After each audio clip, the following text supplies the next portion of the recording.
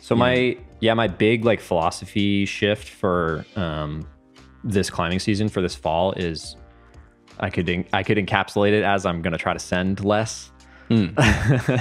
I don't do like a ton of volume, but I do get really sucked into, doing like high quality boulders that are like a couple grades below my max. Especially like, on the edges when the weather's not perfect, I'll really like focus on those instead of like going for projects really. Yeah. So this season I'm really going to try to do less of that. I just have, my pyramid is just so fat. I have such a fat pyramid. This is really interesting because you've kind of flip-flopped from the last time that I interviewed you, or like I think your first regular episode, right? You were just like, I just enjoy that more. I just want to send more stuff, and I don't want to use all my Bluebird days on this one hard thing. Totally. Yeah. I still don't, but that's why I'm committing this season to doing a little bit more of that, because I could basically, there's nothing wrong with going out and climbing like really high quality boulders in a grade that you can do in a day or in a couple days, like over and over. I'm not against that. I just have things that I do want to do, and I need to sacrifice something if I want to do those things, Yeah. And I was trying to do that this spring when I hurt my TFCC. I wasn't necessarily trying to have it both ways, but it takes a force of will or like a commitment early on, I think, to kind of maintain that stubbornness through a season, to be like, no, I'm not going to go do another fun V9. Like, I'm going to go to my project and I'm going to fall like 50 times and that's going to be my day, And I spend, most days when I'm talking to clients, I spend most of the time convincing them to do the opposite of that, because most people, I think, project a lot. And I'm trying to convince people like, no, you should like really try to send something every time you go outside, because that's how you get good at sending being like your instinct and being your habit. Yeah.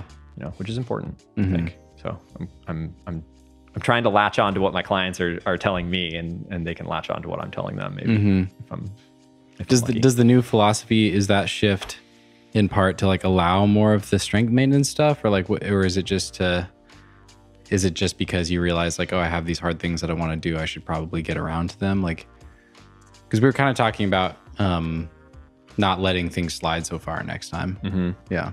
I think it'll jibe with that, because usually when the season gets good, I climb 4 or 5 days a week, not hard all those days, but I love going out and climbing. And I think I'm going to keep spending 2 days in the weight room, 2 days a week in the weight room all season is my goal. Not the same volume that I'm doing right now. It'll be like a much lower volume, but like all the same movements. I'm not going to like cut out. Usually I would cut out like all my accessory movements for the season. And actually you mentioned Steve Bechtel, and like something I think I learned now looking back is like reading Logical Progression and Metal and stuff, where he's like, I was looking for like, what's the least I can do to maintain my strength? Can I do once a week? Can I do once every 10 days? Can I do once a month? And he was like maintaining pretty well at those really low dosages. But in retrospect, like I think Steve is just way more trained than me and way stronger than me.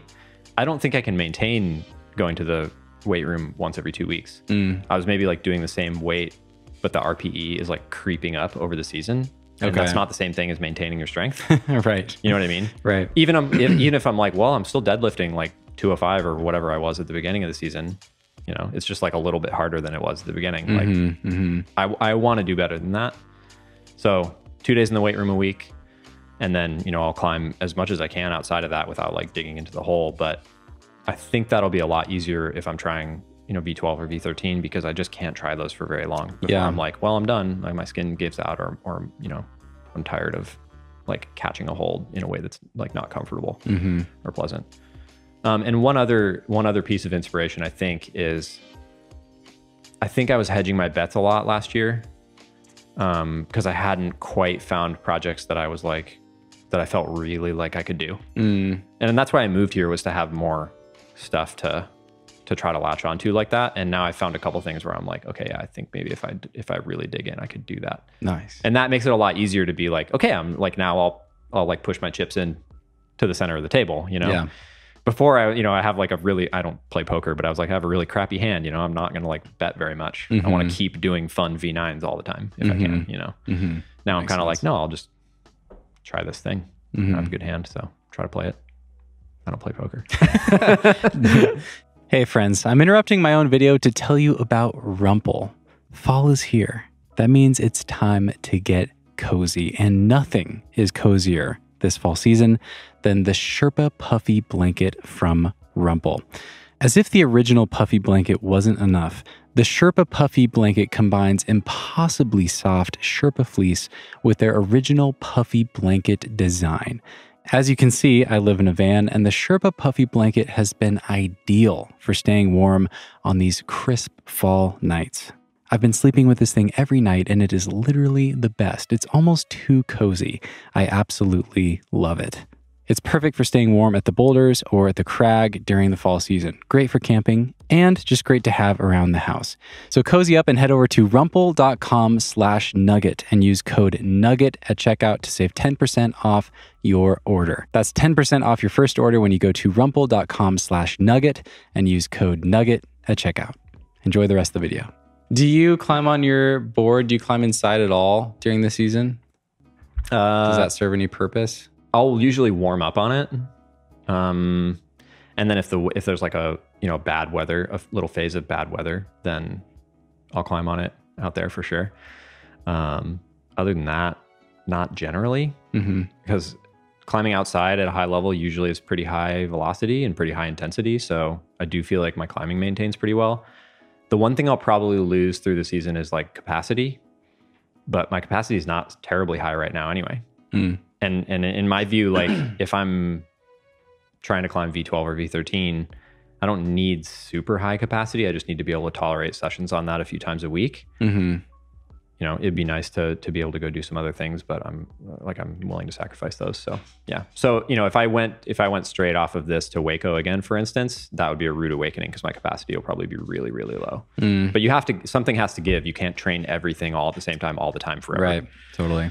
Unfortunately. I know it's a tough pill to swallow. Yeah. Yeah. I still wrestle internally against that all the time. Yeah. You climb outside like all year. I mean, your capacity seems like you must maintain a pretty good high level. Yeah. Yeah. I think capacity, well, let's be specific. I think like being able to climb like reasonably hard or consistently over the course of a very long day has always come quite easy to me. Yeah, work capacity. And I always have enjoyed climbing that way. So it's kind of what I always gravitate towards. Like the thing that I have to be really intentional about is if I'm trying to get stronger in a training cycle, I have to tell myself to like quality over quantity, like give really good, high intense focused tries and stop trying to send like all the boulders in the new set, or whatever it is. Totally.